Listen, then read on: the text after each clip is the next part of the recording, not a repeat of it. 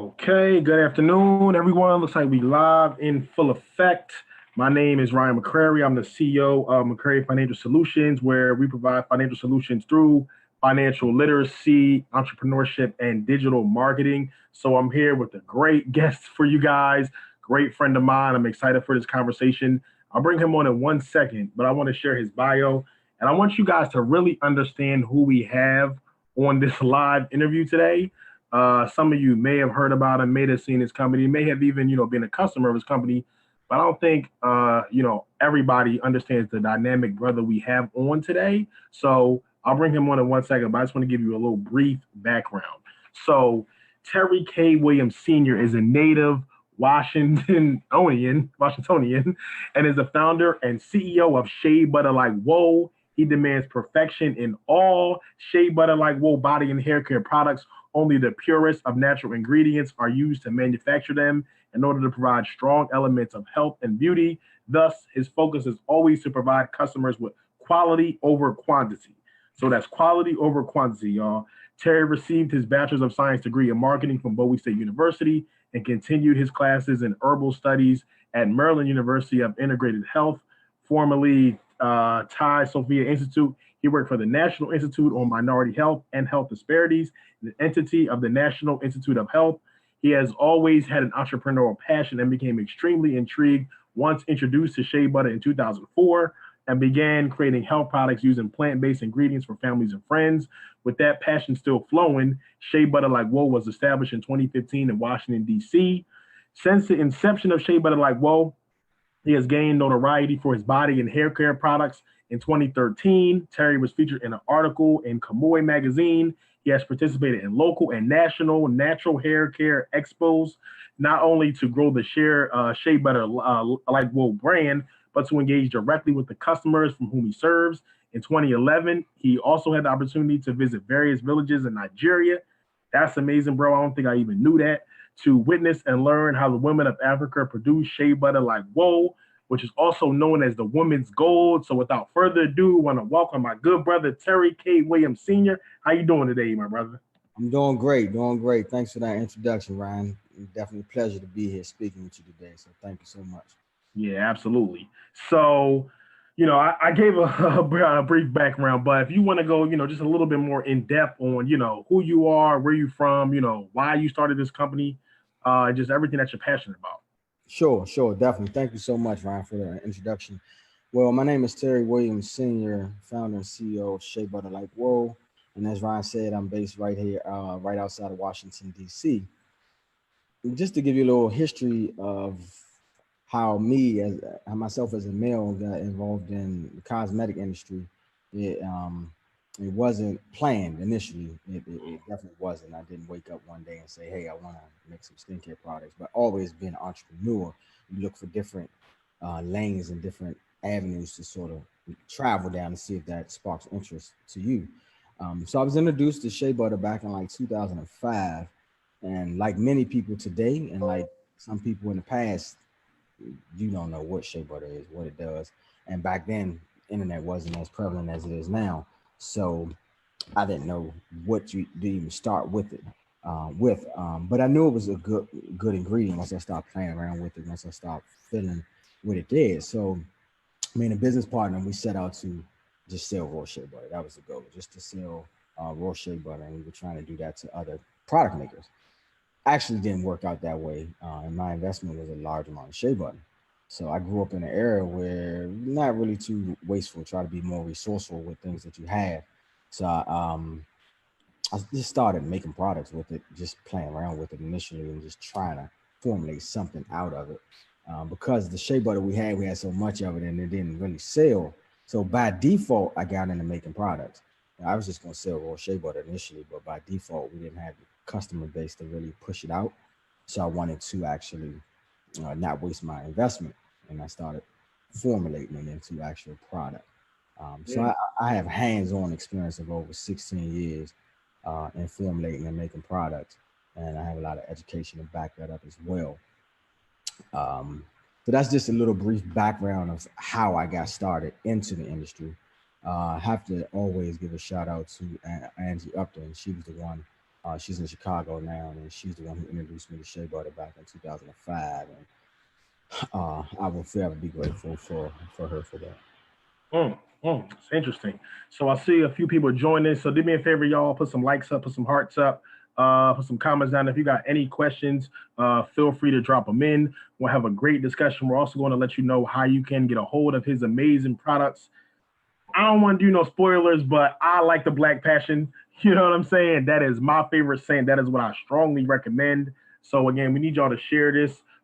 Some likes up, some hearts up. This is how we boost the algorithm because we need to be having these important conversations with people in our community that are doing amazing things. It's not about just seeing, everybody on TV and, people in the mainstream. No, there's everyday brothers and sisters out here really making a difference in people's lives, really building 6, 7, 8 figure companies, and we need to know about them.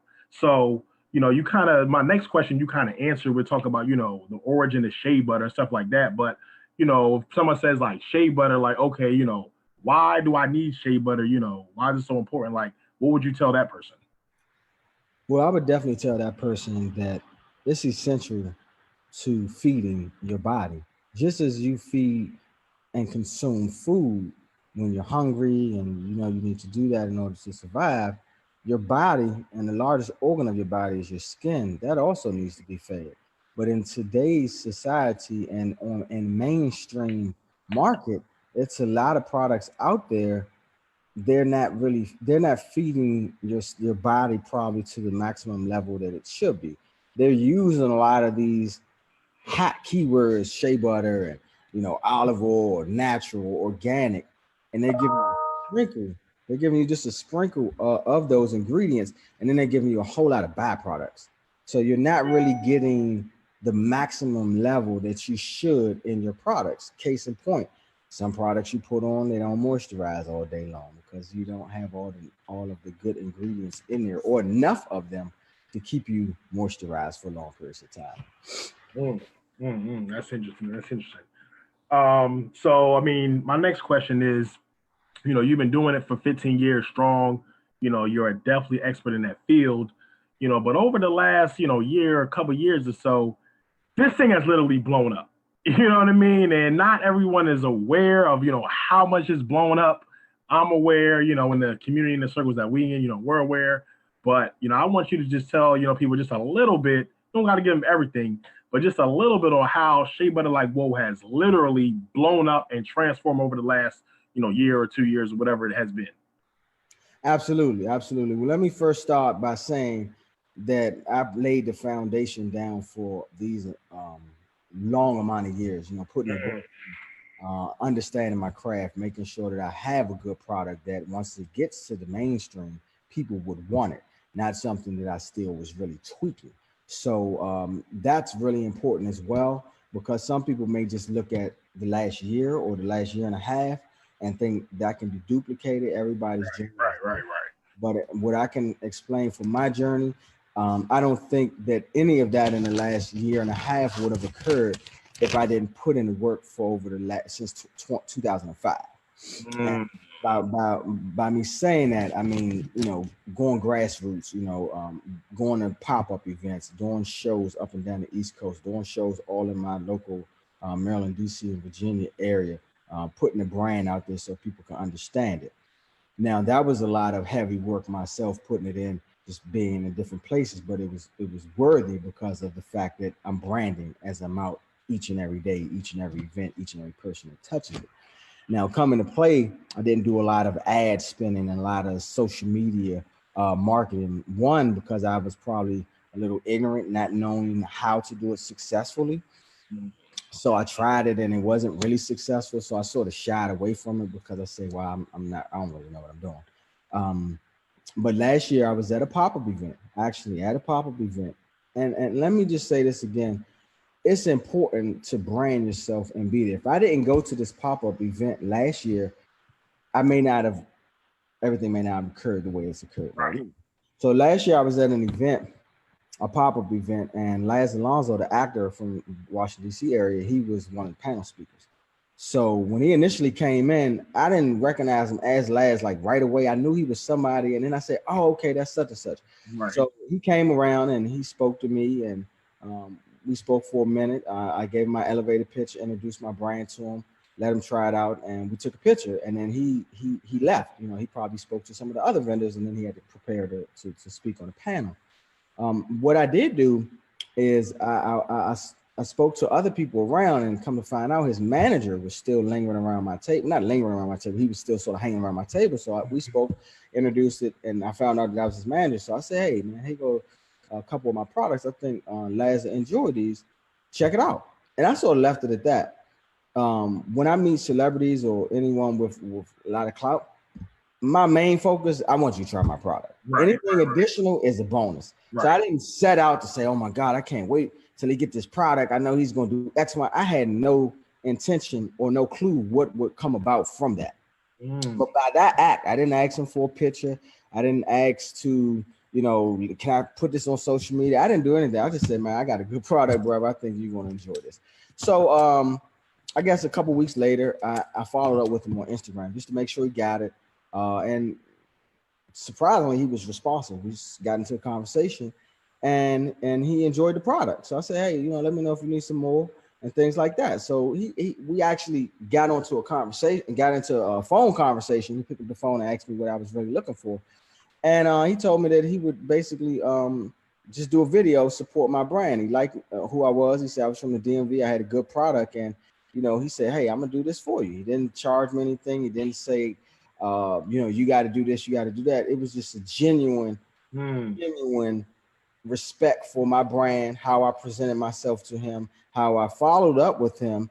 I put no pressure on anything I was expecting out of him. And he just felt that that was something that he wanted to do, which I'm forever grateful for, because he did that.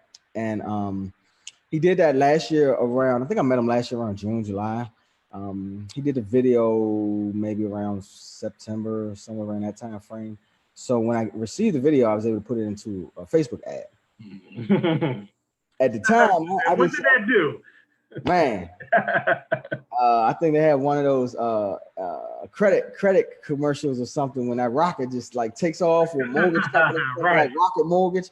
It definitely took off like a rocket. I've never had an ad or the followers that I have now, and a lot of that is contributed to that last Alonzo video. And just to put that in context, right now that video has reached over 1.5 million views. Damn. And I think it's probably over about 7,000 orders since that ad has been running from October of last year. I ran it Black Friday, right around November. I'm sorry, not October. I ran the holiday weekend, Black Friday, that Thanksgiving at 6 p.m. I released it, and it just caught fire. And one of the things I didn't expect it to catch the fire that it did initially. But I was super grateful and excited that it did. And one of the things it also did, it curated an abundance of reviews, because as people purchased the product, they were going back onto the feed and posting their reviews, which helped me as well, because it was not only Laz talking about the product, but it was people that made the purchase by watching that video go back on there, and that sort of helped help validate the brand even more, because now you have people that saw the brand, they've gone to it, they've received the product, they're using it, and they're loving it. So that was one of the great and beneficial things that social media brings on. You have instant reviews on the post. So that was extremely awesome. That's powerful, man. That's powerful. And I remember being, with you in Atlanta in January, just a few months after that big blow up, and you was like, your phone was literally blowing up, like literally blowing up. So if you just joined us, my name is Ryan McCrary. I'm interviewing Terry K. Williams. He is the CEO of Shea Butter Like Whoa, an amazing brand. I see a few people on. Clyde, how you doing? Peace, brother. Do me a favor. If you haven't shared already, please share this. Please like this. Please put some hearts up. He is sharing you literally priceless information. I hope y'all taking notes. I hope y'all taking heed to this, because after this, once you get off this, if you want to pick his brain, it's not going to be free. So my next question is, something that I wasn't even thinking about before, but what you just said definitely sparked a lot of different thoughts in my mind. You talking about how if you didn't even go to this event, that probably wouldn't have happened. You probably wouldn't have did a video that got 1.1 million views, over 7,000 orders just from that ad alone. We're not talking about other orders. We're not talking about other ads you run or other pop-ups or whatever else selling your products. So you know what I mean. Talk to about like what was your mindset as far as going to the event. Make sure you're going to the pop-ups. Make sure you put in the work in because a lot of people. You talk about 15 years. A lot of people they want to quit after 6 months or after a year, after 2 years, 3 years, 5 years. Like, what was it that kept you motivated, kept you driving, kept you pushing, still going to events after 15 years and you still didn't reach anywhere near your potential, but still, you know what I mean? Like after over 10 plus years, and then that Les Alonso influencer video, that blows everything up. Like what kept you driven and what kept you hungry? And that's a good question, Brian, because so many people are quick to give up, or in the social media age that we live in now, so many people are just quick to say, I want to press a button and get instant gratification. Right. What kept me motivated over all those years is being dedicated, looking at how I can create a legacy for myself and for my family, but then also knowing that I had a good product. I always knew that I had a good product. My goal was to set out to have the best product on the market, and being the competitive individual that I am, I strive for that. And I kept doing research and I kept saying, I know I have a good product. And it was stamped because of the very few customers that I had over the years. And as they continue to grow, they continue to come back. And they would constantly feed fuel to me by letting me know how good the product is, how it's working for them, the results. And if I didn't get that feedback from my customers, I may be bowling the gutter ball because I didn't have a good product, but I knew I was bowling strikes. So I just knew that I just was waiting on that moment. Like I think DJ Khaled or Drake might have a song when they say waiting on that moment. Right. I knew that I just needed that moment. And I had other people tell me, they said, man, all you need to do is get this in the right person's hand. So I knew that. So along the way, I just continued to prepare myself for when that moment arrived. Because that moment arrived, you may go from selling, let's say you make cheesecakes, you might sell one cheesecake, but then you go from selling 1 to 1,000 cheesecakes, things are going to look a little bit differently. So you got to start reversing yourself. If I'm selling 1,000 cheesecakes, what is it going to take for me to get to those 1,000? So let me start getting myself in that right mindset now. Because when that door opened for me, Ryan, I didn't know that was going to happen, but I had been preparing myself all along for so many years for that moment.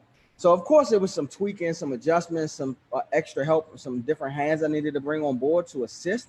But I was prepared for that moment mentally, physically, and emotionally. I was prepared for it, and I had been waiting for that moment. So I think just to wrap that question up, it was just self-motivation, believing in myself. I've always believed in myself and what I was capable of doing. And I listened to my customers, listened to whether they didn't like something, whether I did something wrong. Did they like this product? Am I going down the right track? I just wasn't focused on whether I like it or not. I'm not selling only to myself. So I needed to make sure that the people that I was servicing, they enjoyed the product and they loved it and they wanted to buy it over and over and over again. And now they want to replace it as a staple product in their home. So it's not just like, oh, I'm beside their Suave or their Jergens or what they may have been using in the past. They've wiped all of that off of their counter and they've only replaced it with my product. That's powerful. That's powerful. Guys, if you're just tuning in, I'm talking to Terry Williams. He's the CEO of Shea Butter Like Whoa. I dropped the link down there so you guys can get a hold of his products. I'm going to tell y'all, my personal favorite is the Black Passion. It is literally fire. For the women and the fellas, if you come in there, your girl's mad at you, your wife mad at you, you walk in that'll get you out the doghouse. For the women, you'll love it. There's a lot of other scents there. That's personally my favorite, but I mean, honestly, I love all of them. So now I want to take you back a little bit. Okay. Take you back to January of this year. And the crazy thing is, it seems like it was so long ago we was at Game Plan, but it was this year. I keep forgetting it was this year. So for those of you that remember, this was the middle of the government shutdown. So, I want you to talk about, your previous career, working for the federal government and that shutdown and how you were actually able to leave your job during this time when most people were freaking out saying, listen, I ain't got paid in a month or 2 weeks or 2 months. I can't buy groceries. I can't feed my family. Terry had a different approach. He wasn't waiting for the government to pay his bills. He actually was making more money on his own than more than his government job. And also, what you're doing now, I want you to give people just a little tour of the facility. But Sure. just take us back to that time, during the government shutdown when everybody was freaking out. I can't pay my bills, and Terry was like, I don't even need y'all no more. I'm making more money with my own business, building my own company. Absolutely, Ryan. Opportunity doesn't present itself all the time, and you just have to be ready. A lot of people ask for things, but when it arrives, you have to be ready. You can't put one foot in and put a little toe in to see if the water's Right. good, if it's warm, and is it ready for you to jump in. That window may close, and you may never Right. have an opportunity again. So when the government shut down, it affected not only myself but plenty of people around the country.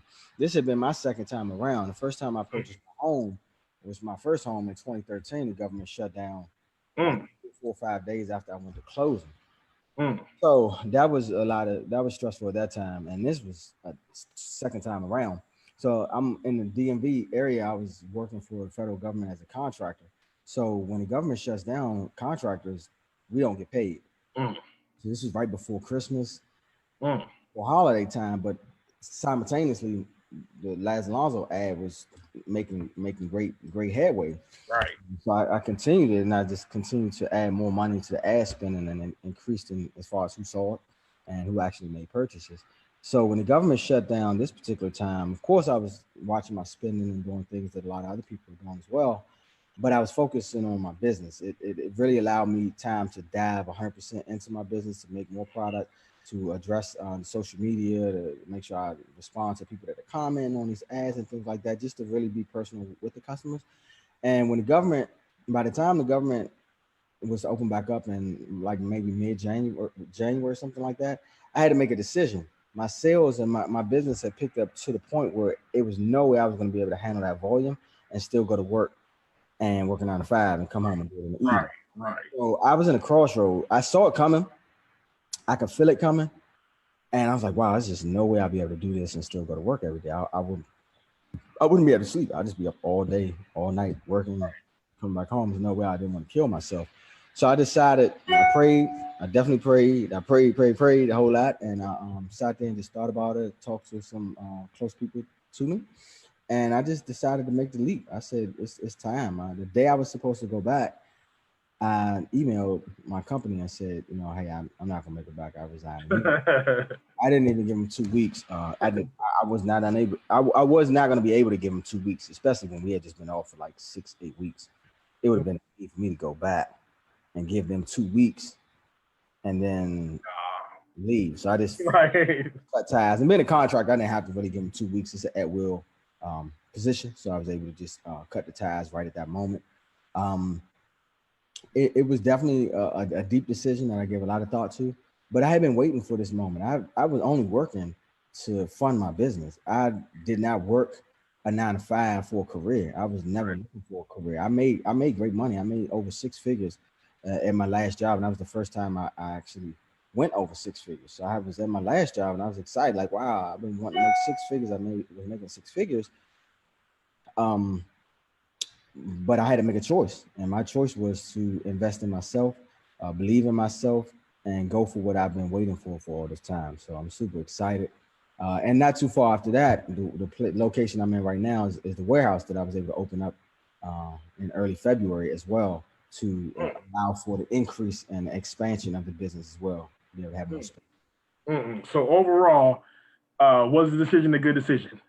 Oh, it absolutely was a good absolutely was a good decision. I have my time to myself as well. I can come and work at any given time if I need to. I can take off whenever I need to as well. But then also, I got to cross my T's and dot my I's, because now I'm fully responsible for my income. Right. Yeah, so I not only have to replace that income, I still have to have income to run the business. Right. Right. Absolutely. So Clyde says, I need that type of dedication. So yeah, so this is, I love what you said about opportunities.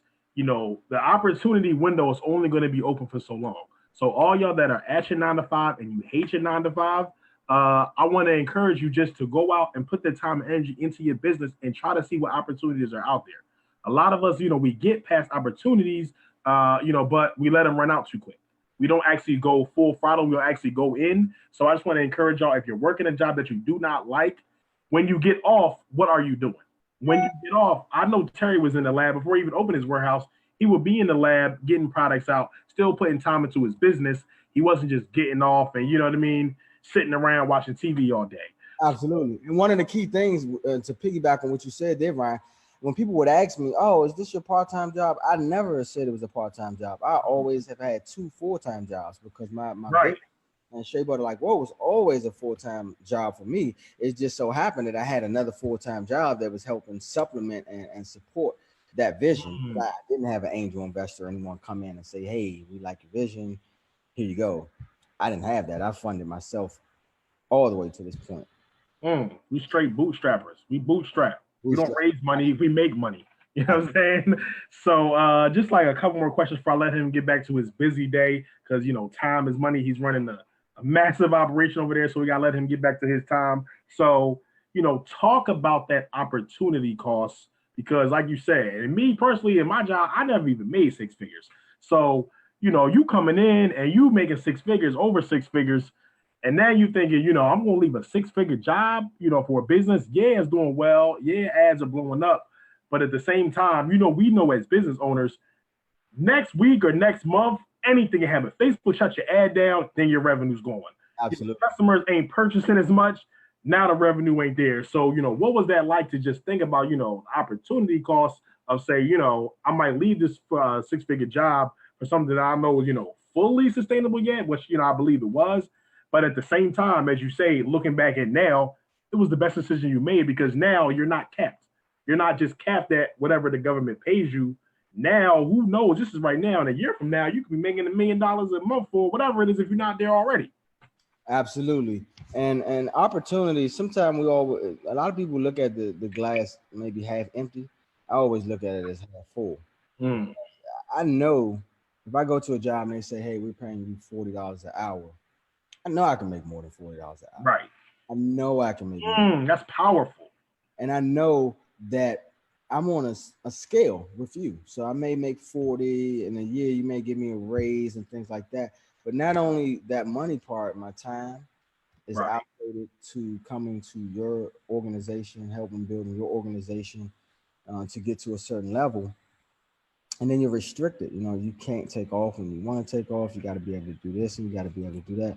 So you got to sort of balance out what works best for you.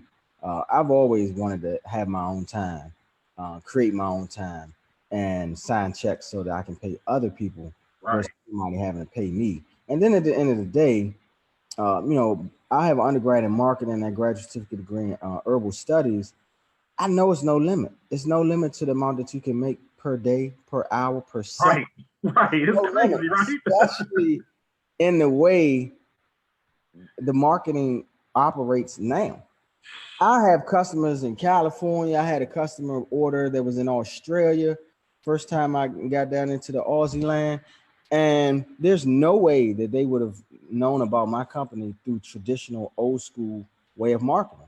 Mm. So, like Lamar Tyler says it the best from TSP, he says the gatekeepers are gone. Mm. They definitely are gone because you don't have to go through the same channels you've went through before to find your customer. You don't have to, pay a third party. Well, not sometimes now you still have to pay like third party, like Facebook or ads and things like that. You don't have to pay a company to set your product on their shelf in order to get in front of your potential customer.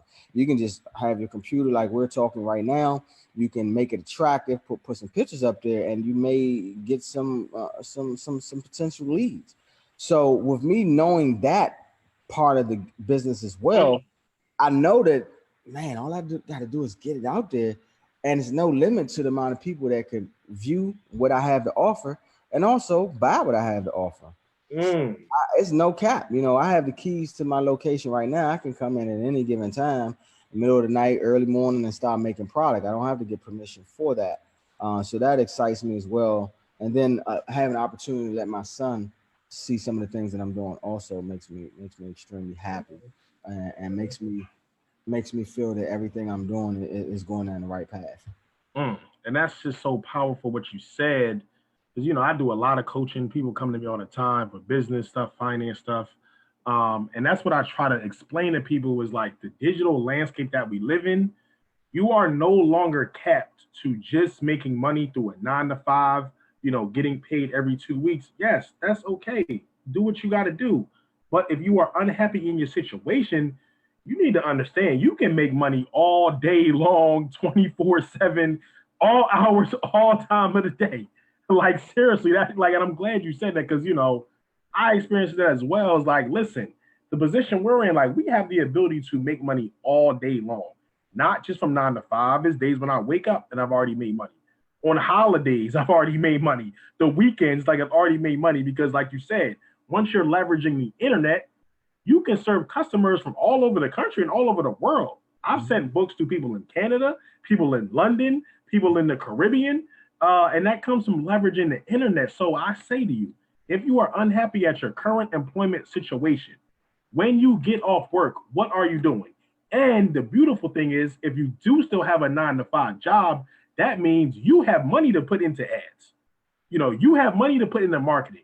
You have money to, even if you didn't just come across a Lance Alonso, you can pay an influencer because you have steady income coming in. But the question is, what are you doing with that money?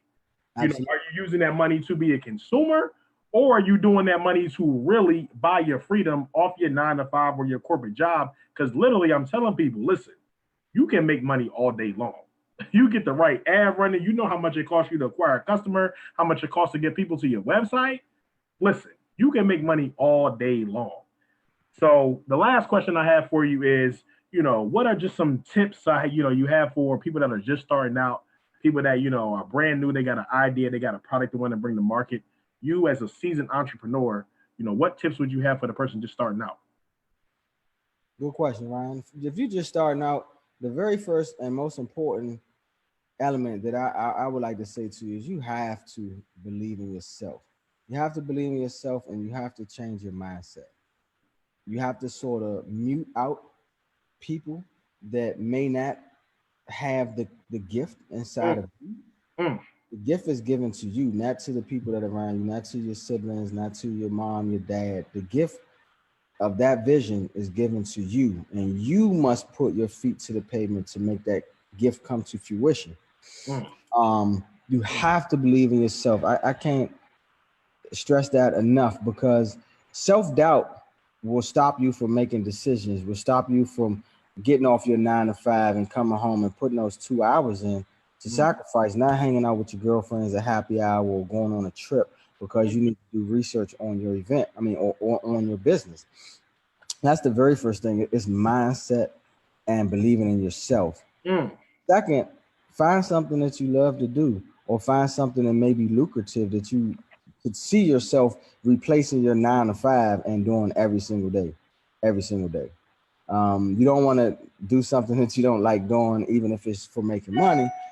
Some people may choose to do that. I choose to do something that I sort of have fun doing and interacting and creating and changing people's lives as well. Um, Three, make sure you surround yourself with people that are surpassed where you want to be or have gone down the path that you want to go down and that have made some mistakes. They can save you a lot of time, a lot of energy, and they can give you some great resources to help sort of catapult you up a little bit. There's still going to be pluses and minuses at any level in business, but you can alleviate some of those beginning stumbling blocks that may stop you from even getting to first base, because sometimes that will happen. Be like, oh, I quit. I'm not doing that. Surrounding yourself by the right people. Read some great books. Educate yourself.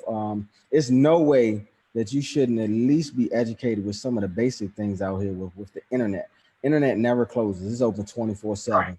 right. You can make money 24/7, and you can also learn 24/7. It's different ways. Some people say, "Oh, I don't like reading." Okay, well, on your way, on your commute to work, instead of listening to Pandora, put on some motivational speaking Right. or in your earplug or in your car. So my commute, when I was still doing this, my commute every day was an hour and a half one way before I even got to the job or got home. So I spent about 3 hours a day in traffic. So I try to utilize that as much as possible by being on webinars or listening to podcasts and things like that, or having conference calls with people.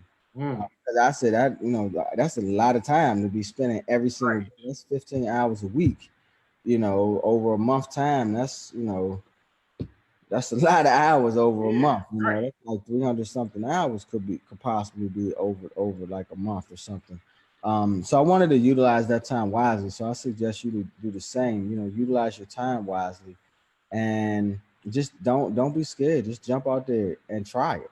The only thing that happens when you fail is you learn from it, unless you give up. So if you can't continue to learn, because even in my success, I can sit here and give you a laundry list of things that went wrong since I quit my job.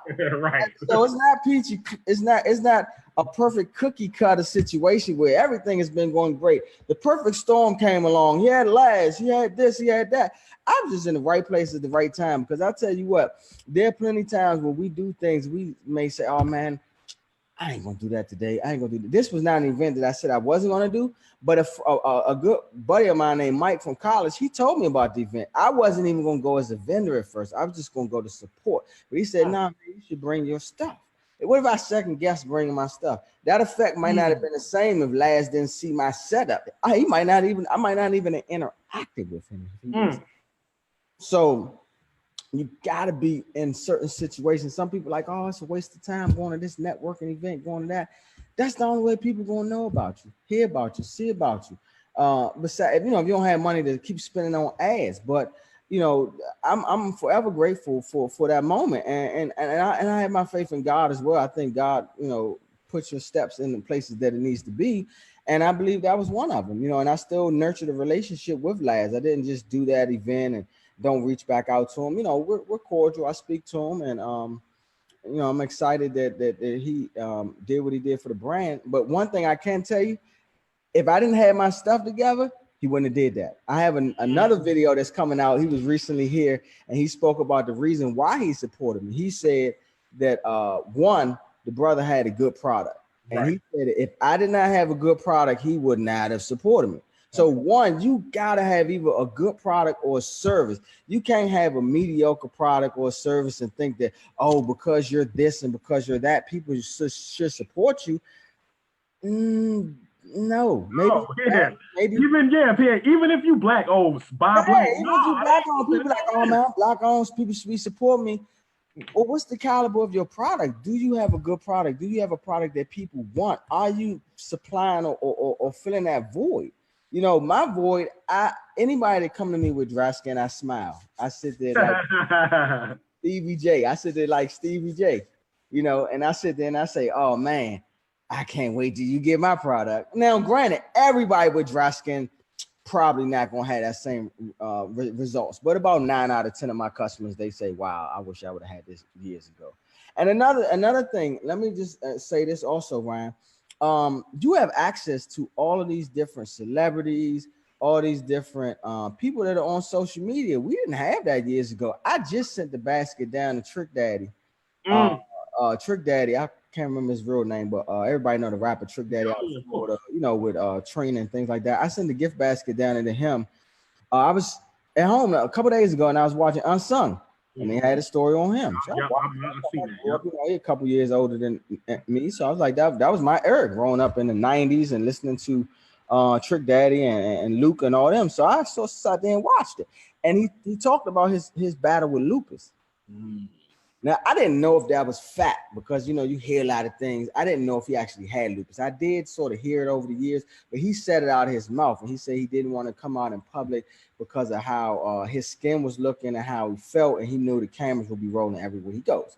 So I said, wow, okay, he's still dealing with that. I know my product worked well because I got customers now that deal with lupus and different things, and it helps. So what I did, I went on Instagram. I'm going to tell you guys exactly what I did. I went on Instagram. Went this page, I was already following, and they have contact. If for booking shows or something, contact this number. It was an actual number. There wasn't even an email address. I text the number, introduced myself, say who I was, and I said, okay, let's see if I get a response back. The guy responded back.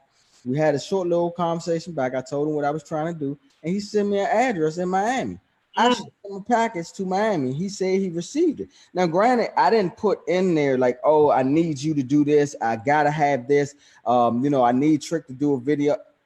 Hey, if he used it and it works great for him, that's fine. You know, if he talks to me, he reaches out to me and he loves what it does, maybe we can do something with lupus and do something collectively together. But I just wanted to use that example of you can't be scared. You can't say, oh God, well, I got to send this basket. It's $60. I'm gonna need my $60 back. That's what if that $60 lead to $600,000, but you was too scared to send $60. So now you not even getting a 500, you know, the 600,000 that came from that investment. So, you know, that was just recently. I think that was last week I did that. So I'm hoping that, you know, maybe the guy might pick up the phone, call me back, and might shout me out. I don't know. Worst case scenario, I hope it help him with his lupus and his skin so he can go out in public and make the money that he needs to make doing the things that he does on a regular basis, which is in the limelight in the music industry. So. You miss 100% of the shots that you don't take. Seriously. Absolutely. Seriously. Absolutely. Yo, he just gave y'all the blueprint, y'all. He literally just gave you the blueprint. Yo, Terry, I'm gonna want a book from you within the next few years. I'm gonna want that. I'm gonna build your funnel for you, and we're gonna get this book popping because you got so much priceless information to give to the people, man. Like seriously, at the end of the day, y'all, like, there's no excuse, man. Go out and make it happen. Plant the seeds, make the long-term investment, be uncomfortable, and it will come back. It will come back. So lastly, y'all, I want to tell y'all, go to sheabutterlikewhoa.com. Get the products. Trust me, you will not be disappointed with these products. The first time I got it was, I think, about a year ago on your website. That when that Black Passion came, I was sold from that. Like, I'm gonna be completely honest, I was sold from that. That Black Passion, I love that. I love the mango. There's a few other scents I like, but my personal favorite is the Black Passion. So go to sheabutterlikewhoa.com. Sheabutterlikewhoa.com. Make sure y'all get that. Get the product. It's going to come fast too. Great customer service. Package right and everything. Have y'all smelling right. So I just want to thank you, bro, seriously, for coming on today, man. I know how valuable your time is. Thank you for sharing. This is only like a snippet of the conversations that we have and the circles that we in. So I just want to like truly thank you for coming on today. Oh no, absolutely. I appreciate the opportunity to be able to come on and speak to you and continue to build our relationship, and then just, you know, share information with others so that if they're on the fence or they may, you know, not know what their next move is, that hopefully some of this may provide some clarity, or at least provide them to get off of the porch and off the steps and at least give it a try. You know, give it a try. So, you know, I'm always available for some conversations. You know, if anybody wants to pick my brain and go a little deeper, I'll make sure to, you know, you can go to my website and I'll have a link where you can, you know, set up an appointment to speak with me as well, so I can provide more insight as a product maker or business owner, or if you just, you know, want some more insight that maybe can curate and focus a little more on your business to help you out. I can do that as well. Mm-hmm. That'll be worth every penny of what y'all spend. So again, if y'all watch us on replay, do me a favor, just type replay down, type your name, where you're from, any other questions you have for me or Terry, feel free to drop them in. We'll come back and answer them. But other than that, I just want to thank you, bro. Again, lastly, go to sheabutterlikewhoa.com. Sheabutterlikewhoa.com and have y'all smelling right for the wintertime coming up. You know what I mean? Seriously, your girl mad at you, she won't be mad at you no more. If your husband mad at you, he won't be mad at you no more. So go to sheabutterlikewhoa.com. Sheabutterlikewhoa.com. Y'all have a great holiday weekend.